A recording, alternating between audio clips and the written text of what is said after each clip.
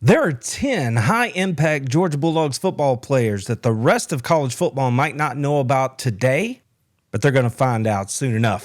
We have to address some more news in the world this week from college football because sometimes you wonder how an editor can post one thing one week and then a different thing the next week. Like a complete 180 is how it feels. Now, that's not actually what happens, and that's why I want to talk about it tonight, because what we have this week is a switch from what we talked about last week, which was that ESPN came out with a lot of preseason talk, right? Predictions about this, that, and the other. And one of the big, bold takes that they had, at least the writer had, was that Georgia was going to flat out miss the college football playoffs here in 2025. They just weren't going to get there. They might go 8-4, 9-3. They weren't going to squeak in to this 12-team playoff here in 25. Well, we broke that down last week. But then this week, this is posted. They released their brand new College Football Power Index. And if it hadn't been just such a stark 180, I don't think I would have even addressed it, because power ratings are what they are. And we've talked about it a lot here, that in some cases, these teams aren't even completely built out yet. You've still got people who are in the portal who may return. For some of these schools, you have players that are freshmen that aren't even on campus yet. So there's a lot going into this. But given everything that we know, ESPN felt like that they had enough information to release their power rankings for now. Now, these things always adjust, so don't be surprised when down the road these numbers change. But for now, the first edition of the 25 Power Index has the Texas Longhorns at number 1, or the most highly rated. You have the Georgia Bulldogs coming in second, then Alabama, Ohio State, and the top 5 completes with the Nittany Lions from Penn State. Now, these names probably aren't going to surprise you that much, right? These are kind of the usual suspects for what's going on in college football these days. But what I want you to pay a special attention to here is that even though the Big Ten won the national title last year when Ohio State finished the drill and got it done against Notre Dame, look who takes up the top 3 power rating slots heading into 2025. SEC schools. Now, Texas, everybody thinks that they are a national title contender. A lot of people believe, for some reason, that they have a Heisman candidate at quarterback. Georgia, well, I've sat here and talked about the fact that, yeah, they're very, very talented, and we love the superstructure and everything else that makes Georgia what Georgia is, but they have a lot of questions to answer. And then you look at Alabama. Now, I recently heard Alabama people talking in such a way that they're saying maybe this Alabama team is way better than they were last year, and that they should absolutely be national championship favorites. We'll get to that in a minute. But any way you slice it, Alabama is being power rated as the 3rd best team heading into the season. Now, when I look at Alabama, I'm not as informed about that team. So maybe I have questions that the average Alabama fan can answer for me. But, like I said, we'll address that a little bit later. But the bottom line is here, Georgia is still Georgia. And regardless of all the questions that they have, they're coming in at number 2 in ESPN's power ratings. Now, we can roll this forward a little bit because we were talking about the national championship a second ago. And when you take the FPI, which is the power index, and then you apply national championship odds to it, these were the results as far as ESPN is concerned. They give the Texas Longhorns the best chance to win the national championship this year. Now, keep in mind that Texas and Georgia lost about the same amount of production off of last year's team coming into this season. We addressed this a couple of weeks ago. I'm not exactly sure how, you can have a major separation there if both of these teams lost the same amount. I think it speaks directly to the fact that it is believed by everybody across the country that the rosters at these two schools, much like at Ohio State, are simply so good because of the way they've recruited over the years that you are going to start out in a position of strength when the season begins. And that's cool. That's fine. That's all we have to go off of right now. But if you look at the rest of the top 5, Alabama comes in at 4 and Penn State's number 5. So you can see how the odds are just a little bit different. But the thing here that we need to look at is exactly how are they rated. It looks like there's a massive drop-off from number 1 down to number 5, and then it only gets worse from there. But if you look, Texas comes in at 28.5 on the FPI with an 84% chance to make the 12-team playoff and a 22% chance to win it all. Now, the Dawgs have a 26.6 FPI. They're projected to win 10 games, and they have a 79% chance to make the playoff. This is the same outlet that last week said Georgia is going to miss the playoff. So make of that what you will. And they give the Dawgs an 18% chance to win it all here in 2025, which is a crazy high number, if you ask me, given all the questions that Georgia has. And we've talked about a lot of them here. The Buckeyes, the reigning national champions, check in with an FPI of 23.8, a 71% chance to make the tournament, and a 12% chance to win it all. So those three clearly have a bit of a step up over everybody else, with the exception of Alabama. Now, Alabama is rated on the Power Index at 24.2. So why are they not in front of Ohio State in terms of national championship odds? Well, I think the answer simply has to be because Alabama plays in the SEC, because of the schedule that Alabama has. So ESPN's not saying Alabama's a bad team. They're not saying Ohio State is better. They're simply saying that odds are, because of the schedule Alabama's going to have to play, like going on the road to Athens and others, that Ohio State's got an easier path. Therefore, they are going to be having better national championship odds, according strictly to the Power Index. All this is just very interesting to think about as we sit here and start to get into the summer, the long months of summer, where we're all thinking about football, but there's nothing actually being played. The bottom line to take away from all this, in my opinion, is that Georgia's still Georgia, and Georgia football matters in today's college football. And if you don't believe me, again, we're looking at a consensus here of what college football as a whole feels. Just look at the games that are considered to be the most anticipated games, projected on the FPI ratings, which is what ESPN is using to determine which games are the most interesting. Georgia has 3 of the top 5 most anticipated games in 2025, 4 out of the top 7 and 5 out of the top 15. That's crazy. It doesn't mean that Georgia is going to win all those games. What it means is whether you love the Dogs or you hate them, you're going to watch and you're excited, and what they do on the field matters. It determines how college football goes. So when people are talking about, yeah, football doesn't roll through Athens, Georgia doesn't carry the same weight that they did, that sort of stuff, leave it alone. Just leave it alone, because this is the proof. Every time Georgia steps on the field, it's consequential. It's consequential for them inside the conference and on a national stage. Texas at Georgia is the most anticipated game of the season. Why? Well, look at the FPI ratings, right? Georgia, number 2, Texas, number 1 in the FPI. That clearly would be the most anticipated game.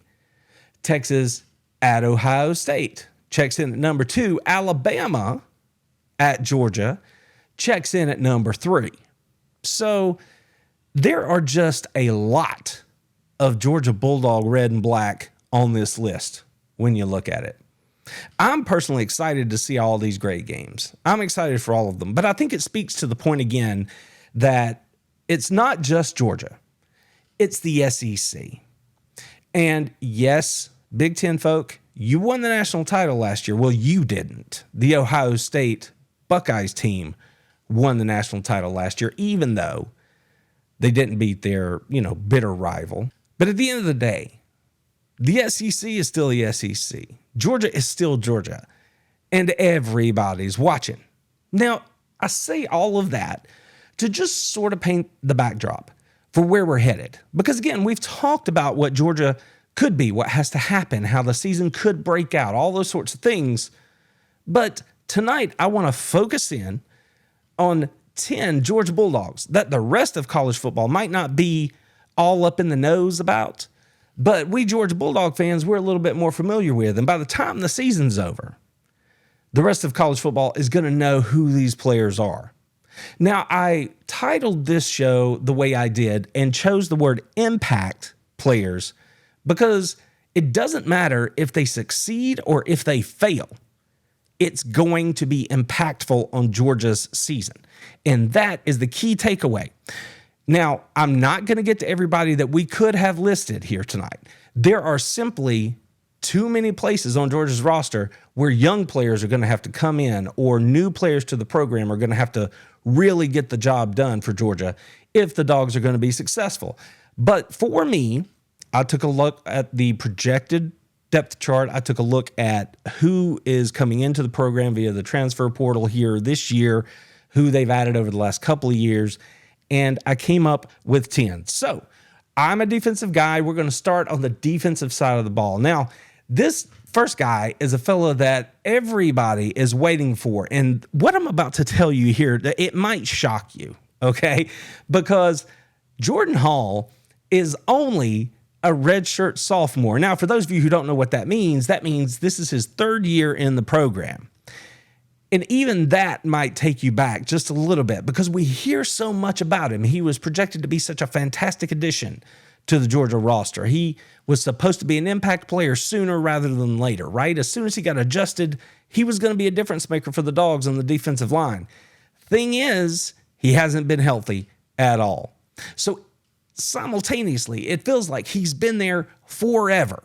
But at the same time, you don't know anything about him because he hasn't been able to get on the field. And even when he was able to get on the field, he was decked behind 6, 7, 8 guys that were veteran, long in the tooth, and had earned every snap they got. So it's not like he wasn't doing it. It's like he hasn't had the opportunity to do it. Well, now is that opportunity. That is why Jordan Hall, playing the nose tackle position and a little bit out at defensive tackle, this is the year he has a chance to make an impact for Georgia. It could be gigantic. If the man is everything that he was projected to be, if he's been working while he was waiting, if he has done all the things he needs to do to the point where he can just let his natural athletic ability take over, then this is going to be a big upside player for Georgia this year. It is going to change Georgia's run defense. It is going to make that defense overall look much, much different than it did last year. If he can't stay healthy, that's going to be a huge impact too, because one of the facts that Kirby Smart points out to anybody that will listen is that along the lines of scrimmage, Georgia lost literally thousands of snaps, walked out the door, whether it's due to graduation or the NFL draft. They have to replace all those snaps, and Jordan Hall is a key part of that puzzle.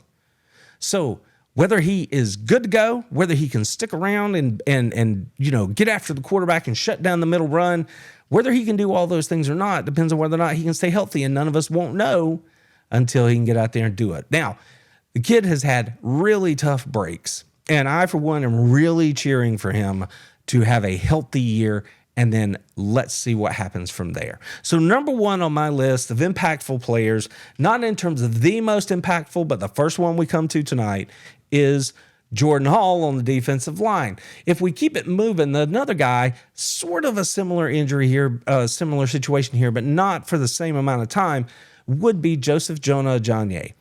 5-star kid out of Texas. Everybody wanted him. He physically comes into the University of Georgia ready to go. We know this because he was earning snaps early last season on the road at Kentucky. Then he gets hurt. They wanted him to get his feet wet last year, get used to how you do things in the SEC. But then he gets hurt, and he's not able to do that for the rest of the season, essentially. Now he's healthy.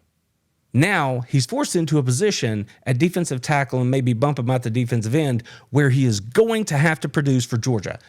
Impactful to the teens, right? It's going to be one of those things where If he shows up and does his job, again, this defense could look fierce. If he still looks like he's figuring things out, or he's hesitant to let it ride because of his injuries in the past, or whatever it is, if he's still not grown up, which is something Kirby's talked about, then it's going to look a little different. And that's going to be impactful for Georgia's defensive well. So JJA, another guy who has every opportunity to show us exactly who and what he is this year for Georgia along that defensive line. Because like I've said, the bottom line is they have to have these guys show up and play well for them. So I'm interested to see how it goes. Another one along the defensive line that is going to have every opportunity to show us exactly how much impact he can make is Quintavious Johnson. The word all last year, all through spring, all during the offseason is that physically, this dude's good to go. Does he know what to do? Can he make plays when his number's called? Can he just go be an athlete and be a difference maker on that edge for Georgia, especially in terms of the pass rush? We are about to find out. If Georgia can establish multiple pass rushers without having to bring an extra man in the blitz packages, then this Dawgs defense is really going to have some teeth here in 2025. If they can't, then it's going to be a long year, and I really don't know any other way to put it. So Q, it's time for you to go, man. I understand you are just a sophomore, but physically, you've had a year in the program. Physically or mentally, you've had a year to learn what to do and how to do it. There are other players on that team that are going to help you lead. It's time to show up and make it happen. Now, a guy that we all know, but is just as impactful, is going to be Chris Cole. Now, you might say, well, Chris played last year. He was a freshman All-America, right? He was a freshman All-SEC candidate, all that stuff. Yeah, he did. And he did a great job. But when you look at him physically, you could tell he was a freshman. A little long, a little spindly. Still a great player. But, you get another year in the weight room. You bulk up a little bit. Now, he's had a year under his belt just trying to survive because he had to play last year. And he earned it. But now he's ready to go. He's more physically mature. He's more mature in general because he's a year older. But the reason Chris is on this list is not because we don't know him, because we do. He's on this list because of what he's going to be asked to do for Georgia this year. Last year, he was mostly a guy that was playing in space. Occasionally, they would use him in a pass rush situation. But because of the way he's built, his length, his speed, and his power, that rare combination of all three, he has an opportunity to truly be a difference maker and start to step into a role that maybe a guy like Jalen Walker has held in the past. Chris is going to be asked to play inside and outside, just like Jalen Walker. Now, am I telling you that he's Jalen Walker? I'm not, but I'm telling you that there are similarities in the way he's going to be used. It's going to be very similar when we watch them play this year. And Cole is like teed up and ready to go to have a big year because he's got all the learning out of the way, for the most part, within reason. He's not going to be in awe. He played on the field at Texas, right? So when they roll into Tennessee to open league play this year in the third game, Chris Cole is not going to have the wide eyes and he's not going to be intimidated because he's going to be one of those guys as a true sophomore who has played a lot that is going to be asked to lead his fellow players up to Knoxville to take on the Volunteers. That's who Chris Cole is now. Whether he can meet the challenge, both as a leader and in his new roles on the field, that's what makes him impactful. That's why it's going to matter. He is going to play a lot. We've talked for years at this point about the depth that Georgia has built in that linebacker room. That linebacker room at the University of Georgia is the best in the country, and don't let anybody else tell you anything different. The thing is, they're so deep, yet a guy like Chris Cole was still getting on the field as a true freshman. So impactful 2025 is what I'm looking for from Chris Cole. Now, a guy that Chris runs with, and you already know, and you can tell if you're watching on YouTube here, you can see in the picture, the trio that you see here is Chris Cole, is Joseph Jonah Ajanye, who we already mentioned. But the other guy, Justin Williams. 5-star all everything next Butkus Award winning candidate for the University of Georgia, Justin Williams. A lot of people said he was the best person in uniform. He was the most ready to go, the best player in uniform at G-Day. Justin Williams. When you hear people talking about it like that, there's no way he's not on this list. We know his name. He's kind of like Jordan Hall in that we hear about him all the time, but we haven't seen him turn it loose yet. If you follow Justin on the socials, you've seen the work he's been doing here in the offseason. It feels like he knows something's coming. All he needs is the opportunity. This year in 2025, he's going to have it. He's going to have every chance. Partly because he's going to be part of the rotation as a co-number one, or however you want to think about it. But also because he's just that good. Like, you can't keep him off the field. He has to play. He's Georgia through and through. Came out here with his buddy JJA from Texas. They are looking to wreck some things here in 2025. I've just got a feeling. I've got a feeling that this year is going to be an impactful season for Justin Williams. Special teams played last year, just like Chris Cole, just like JJA before he got hurt. Now he's going to have an opportunity to get some real snaps, first through third down. And he's another one that you might see sort of make his name, especially early in the season, as a pass rusher as opposed to an every down back. Because remember, you still got Raylan Wilson and C.J. Allen manning the middle linebacker positions. Those two dudes, they got it on lock. It's not like they don't need any help, right? They got it. But Justin's like, yeah, I'm still here. I got to be on the field, and that's what we're going to see. They're going to put him in position to make plays.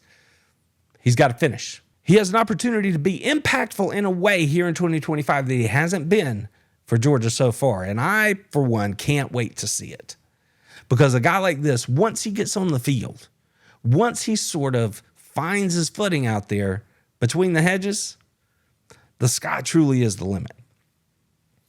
Speaking of a guy that everybody knows and nobody's really seen, Ellis Robinson. Now, I talked about it last week. Ellis said, my freshman year didn't go exactly like I thought, but I was here developing the whole time. I think I had a good freshman year. Now, when you hear players talk about him in his 2025 come up, you hear that he's right there battling Daniel Harris for that starting corner position opposite Dalen Everett. He is knocking on the door. He's not the only one, but everything has been leading up to a moment for this young man. Physically, he's got all the skills, right? Mentally, that's what the freshman year was about, learning how to play the game, the physicality that it takes to play corner for the University of Georgia. How to do your job, not overthink it, not try to do everybody else's job. You just go do your job. See, when you're a good athlete, when you're a great player like Ellis Robinson is, you think you can go do everything, or at least you feel the need to go do everything. Because that's who you were in high school. You were the guy. You had to go do it. The thing about playing at Georgia is you don't have to be that guy. You just have to be that guy when it's your turn. That's where Ellis is. Physically, mentally, matured, and ready to rock. That's what we're looking for here. So I don't think anybody's going to knock Dalen Everett out of his spot, okay? That's an all-SEC candidate right there. But the other side, Daniel Harris, Daniel looks good, long, physical. Might need to play the ball better in the air, especially when you got a dude like this nipping at your heels for playing time.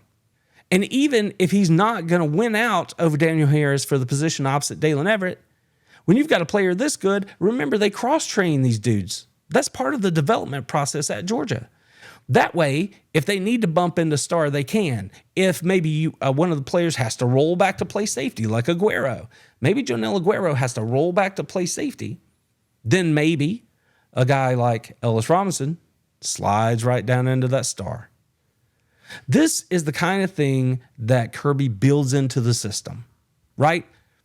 Depth, cross-training, and development. You have to get these young players on the field when they are good enough to help you win, and these dudes are. So Ellis Robinson, I'm looking at you, kid. This is the year, I think, that you were going to make an impact at the University of Georgia the way we all thought you would. The way we all thought you would. the way you thought you would, I think this is the year. I think this is when it happens. Wait. I'll get right back to the show. But I want to take this opportunity to let you know about the Ring the Bell newsletter. Each week, I break down the mindset, strategy, and culture behind Georgia's football dominance. But of course, that's not all. You'll also get exclusive podcast updates and episodes. You'll get deep dives about Kirby Smart and Georgia football, real-world lessons on leadership, content strategy, and growth, stories from the sidelines and the press box, and first looks at new content, free resources, and community drops. Not to mention my top hitters on social media every week. And oh yeah, there's the discounts. So are you in? Be the first to know. Be a part of the team. Join the program and sign up for the Ring the Bell newsletter in the description down below. This is not just a newsletter. It's a movement for dogs who lead. Now, we were talking about the defensive side of the ball, but I'm not done. There are more impact players to be discussed here this evening, so we're going to move on over to the offensive side. We're going to get the first one out of the way because it's the easiest. It is the most obvious. You cannot have this discussion without putting Gunnar Stockton on this list of the most impactful players that are going to break through here in 2025 for Georgia. Why? Because presuming he's QB1, which I've been saying he would be, then he's going to touch the ball on every snap. You don't get more impactful than that when you're talking about offensive football. It's going to come down to his decision making. Does he know what to do before the snap? And then does he have the ability to put the team on his shoulders and make a play to go win a game when he has to for Georgia? Those are the questions about Gunnar. It's not whether or not he's a good dude. It's not whether or not his teammates love him. It's not whether or not he has the physical capabilities to play the position at the University of Georgia. None of those things are in question. It's just what I said. When the pressure's on, can he make the right decision, distribute the football to what looks like it could be a very potent offense, and can he make the play when he has to win the game for Georgia? We're going to find out. We're going to find out. But Gunnar Stockton, and I don't want to gloss over it, again, the most important player in this puzzle, right? Because he touches the ball every time. But I feel like we've talked about Gunnar a lot. At this point, he's just got to go show us. I think he's going to do fine, but again, I don't get to decide it, right? He does, along with his teammates. So let's move it along and talk about one of those teammates. This is a guy that I know personally I've talked about a lot, and I know there are others out there with microphones in front of them who have used a lot of breath to talk about him as a player, and that's Sokovi White. Now, a guy that I talked about so much that played so little in terms of impact last year, those two things don't seem to make sense. But it's because of the fact that I just really believe in what this young man can do. I believe in his skill set. I believe in his mindset. I believe he's one of those guys that Kirby, when he talks about loves the game, works hard, wants to be at Georgia, is a Georgia guy, it means something extra. That's this guy. That's Sokovi White. If you saw him at G-Day, you saw him make a couple of different plays that were really, really exciting from where I was sitting. One of the things that jumped out to me about him the most was the fact that even though he's like 6 foot, like, you know, not an overly tall guy, he has crazy jump, like crazy vertical leap. Bunnies, I was right. That's what I say. And he made a catch just like that over top of Ellis, who was in perfect position in the G-Day game. Just went up over him because he could see the ball as the receiver, right? Ellis was trying to find it. But Sokovi just went up, just got in the elevator, went up to the 3rd floor and snatched it out of the air for a big gain. And then on the very next play, I think, might have been one play later, Gunnar drops back, puts it in the back of the end zone, and who gets it? Sokovi White. Lays out for it, makes a diving catch, gets the toe tap down, touchdown, Dawgs. Sokovi's ready. He's ready to go. In the slot, along with a couple of other Bulldogs. Oh, by the way, Zachariah Branch, we talk about him. The slot position for Georgia this year should be a nightmare for defenses, especially if the tight ends are doing anything like what we think they can do in this offense. If Georgia has any kind of a running game and those tight ends are doing what they're supposed to do, the slot position for Georgia is going to be red hot in 2025. There's no reason it shouldn't be. No reason. The athletes are there. Use it. The middle of the field is going to be open. And when those safeties come down, that's when you go outside, stretch the ball down the field, right? So Kobe White, impactful here in 2025 because I think he's going to have every opportunity to show us and sort of put some, oomph behind all the talking that me and some others have been doing about him. I just really think 18 is going to have a big year in 2025. Now, Noah Thomas coming over from Texas A&M is another guy that's going to truly have an impact for Georgia. And you say, well, Randy, what about Zachariah Branch? What about Colby Young or Ra Thomas from last year, right? They were supposed to have a big sort of impact for Georgia. That's right, they were. And then things happened the way they happened, and then they didn't. That's why, exactly why, Noah Thomas is on this list. But if he can stay healthy, which he was dinged up at G-Day, if he can stay healthy, you pair Noah Thomas with a Colby Young, who very easily could have been on this list. You might put him 1A and 1B here with Noah Thomas as guys that can be impactful players on the outside for Georgia. And then I just talked to you about the slot position. Thomas is big enough to run past you, fast enough to run past you, big enough to jump over you, and power his way through if he has to. This is the kind of target that a quarterback can get used to throwing to because he can trust him to go get the ball. Just like Colby Young. If these two dudes can stay on the field and you pair them with the threat at tight end, we just talked about the slot, and there's anything from the running back position, this offense should get up and go here in 2025. Thomas, to me, feels weird. There were a couple of different highlight reels that we saw from the spring where Thomas was making touchdown catches. We heard only the best things coming out of practice about Thomas, but we didn't get to see it because he was hurt at G-Day.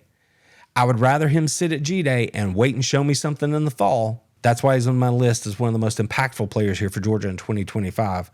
And as we come down to number 10, we're going to move inside. Daniel Calhoun, a redshirt freshman, is going to be a big deal for Georgia this year on that offensive line. We already talked about how many snaps walked out the door on the lines of scrimmage for Georgia after the end of last season. Daniel Calhoun was a guy that came into Georgia soft, had all the physical traits, the good feet, the long arms, understood the game, had a nasty streak, all the things, but he wasn't physically ready to go. He wasn't physically ready for SEC play. He was a little too soft around the middle. Look at this photo if you're looking here on YouTube. Does that look like a dude who spent a year in the weight program at the University of Georgia? Sure does. Looks like he's transformed his body. Currently, he sits as option 1 at one of the guard positions for Georgia heading into the season. Daniel Calhoun was another one of those players that everybody in the country wanted.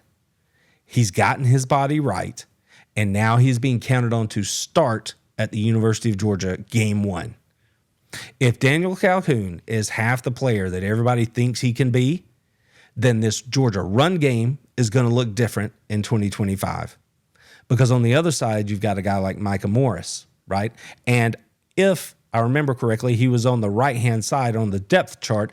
That means you're going to have Ernest Green, who very easily could have been on this list because he has to overcome some of his own stuff injury-wise to see if he can get back to being the player he was prior to injury. So he's going to be impactful too.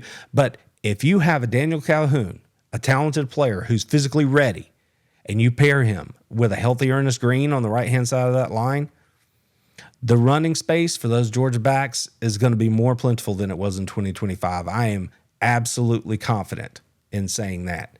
So for me, Daniel Calhoun, as a true freshman starting at the University of Georgia, is absolutely on this list of the top 10 most impactful players for the Georgia Bulldogs here in 2025.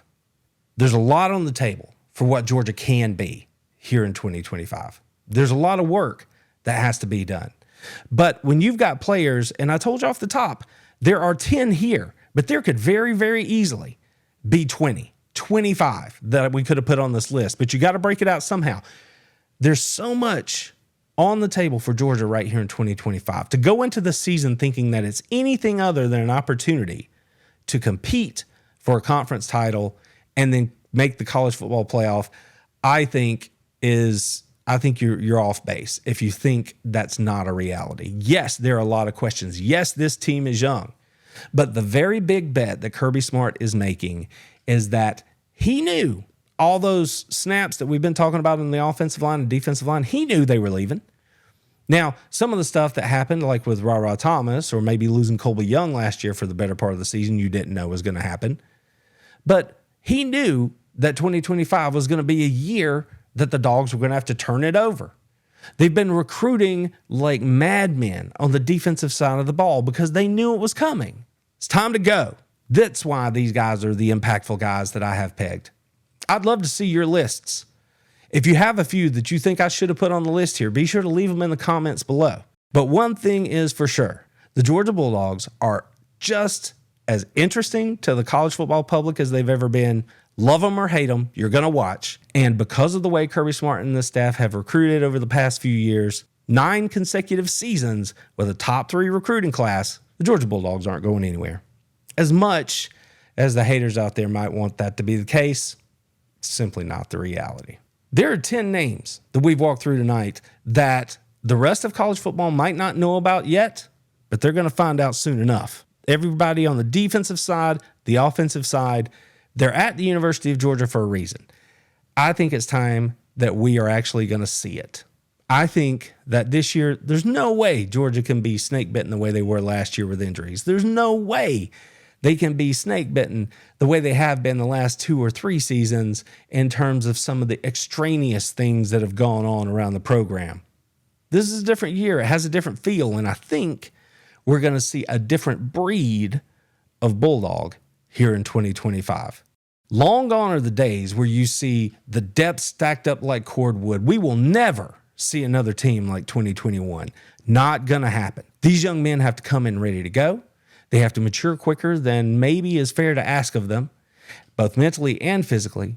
And they have to show up and play before maybe they're ultimately ready. But that is college football today. Kirby knows it, and everybody else knows it. And it's just like we discussed last week. Can he get his 22 ready faster than the head coach across the way can get his 22 ready? Can he get it done?